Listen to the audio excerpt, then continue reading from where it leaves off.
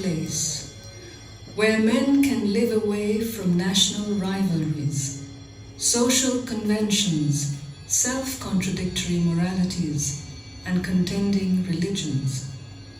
A place where human beings, free from all slavery to the past, can devote themselves wholly to the discovery and practice of the divine consciousness that is seeking to manifest.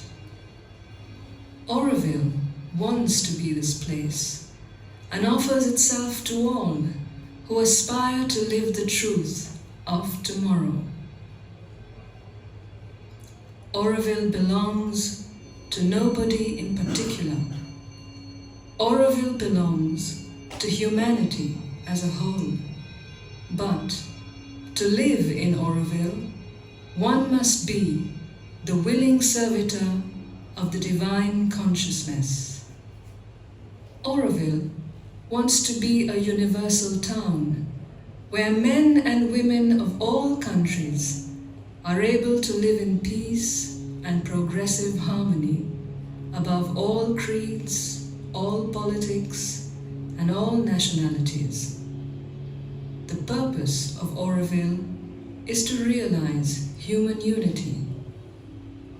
The Matrimandir is the soul of Auroville.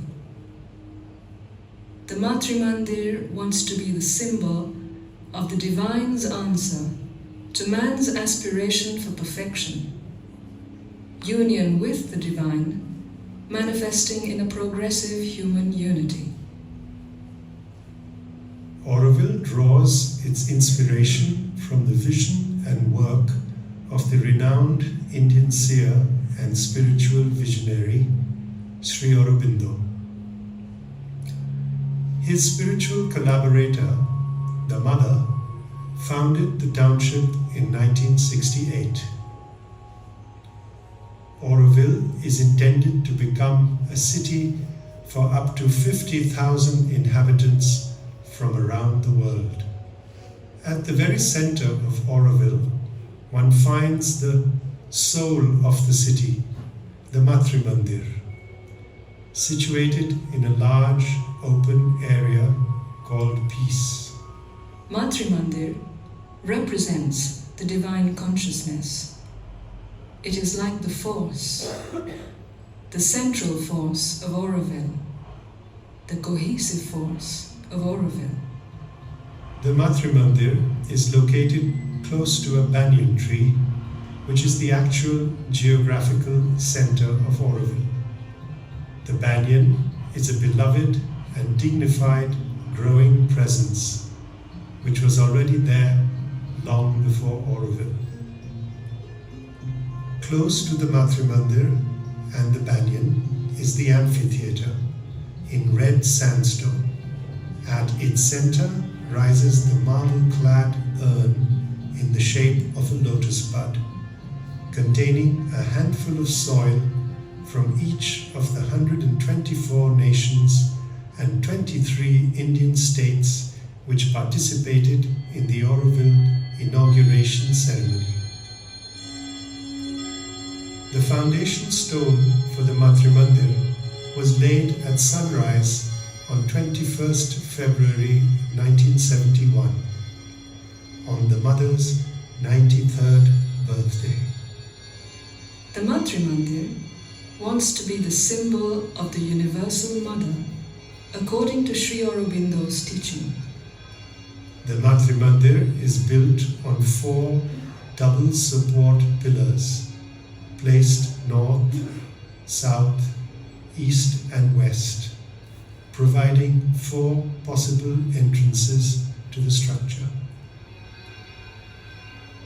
The spacious inner chamber in the upper hemisphere of the structure is completely white, with white marble walls and white carpeting.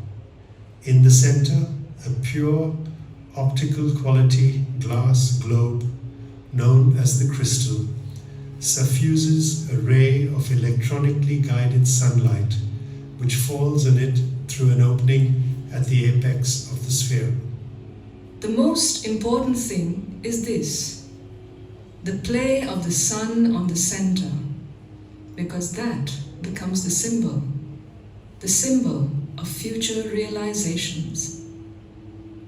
There are no images, no organized meditations, no flowers, no incense, no rituals or religious forms.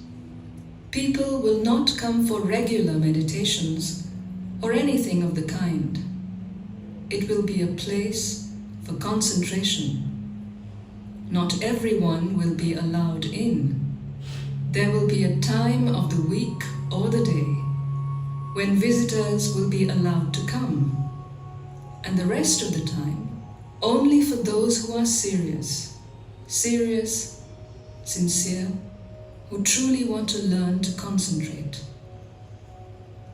A place for trying to find one's consciousness. Other elements of the construction are now also complete. A stylized lotus pond in white marble lies directly below the Matrimandir.